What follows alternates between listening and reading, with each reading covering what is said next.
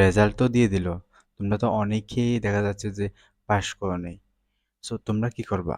মূলত আমার এই ভিডিও বানানোর উদ্দেশ্য হচ্ছে ইউটিউবে যারা পাশ করে নাই তাদের নিয়ে মোটামুটি কেউ বেশ কথা বলতে দেখা যাচ্ছে না। সো আমার মনে হয়েছে যে আমার কিছু কথা বলা উচিত। দেখো, যা কপালে ছিল তা হয়ে গেছে, পরীক্ষা হয়ে গেছে, রেজাল্ট দিয়ে দিছে।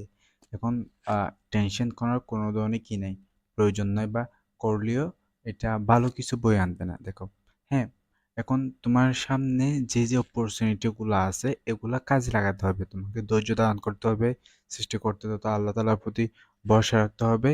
সো এটাই করতে পারো। তুমি কি করতে পারো? দেখা যাচ্ছে যে এখন তো পাস করতে পারো নাই, যা হোক, হয়তো এটা তুমি ব্যর্থতা হিসেবে নিও না, এটা একটা লার্নিং হিসেবে নাও। লাইক, এখান থেকে তুমি অনেক কিছু শিখলা। তো সামনে গিয়ে কি করবা? সামনে গিয়ে তুমি কি করতে পারো? হয়তোবা সেকেন্ড টাইম দিতে পারো ভার্সিটি এডমিশন, পাবলিক ভার্সিটি, আর জিএসটি দিতে পারো। এন্ড দেন আবার সেকেন্ড টাইম ন্যাশনাল ইউনিভার্সিটি পরীক্ষা দিতে পারো। তবে আমার সাজেশন অনুযায়ী বলবো যে দেখা যাচ্ছে যে বেশ কিছুদিন পর, হয়তোবা 1 মাস 2 মাস 3 মাস পর ডিগ্রি ভর্তি নেবে।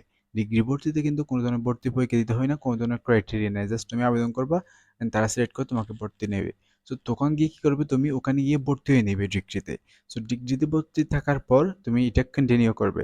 দেন আর আগামী আগামী বছর অর্থাৎ সেকেন্ড টাইমে তুমি যদি পাবলিক ইউনিভার্সিটি দিতে চাও ওখানে দিবে। যদি ওখানে দিতে না চাও ন্যাশনাল ইউনিভার্সিটি আবার দিবে। যদি তুমি মনে করো তোমার যদি অনার্স করতে মন চাই, তখন যদি ন্যাশনাল ইউনিভার্সিটি আসে তাহলে তুমি ডিগ্রিটা ওখানে স্টপ করে ন্যাশনাল ইউনিভার্সিটিতে ভর্তি হয়ে যাবে। সো এই এটা করতে পারো তুমি 1 বছর অপেক্ষা না করে।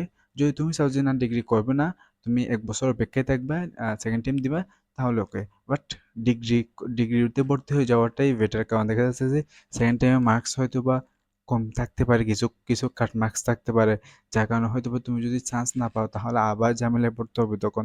সো দ্যাটস ওয়াই তুমি ডিগ্রিটা কন্টিনিউ করো।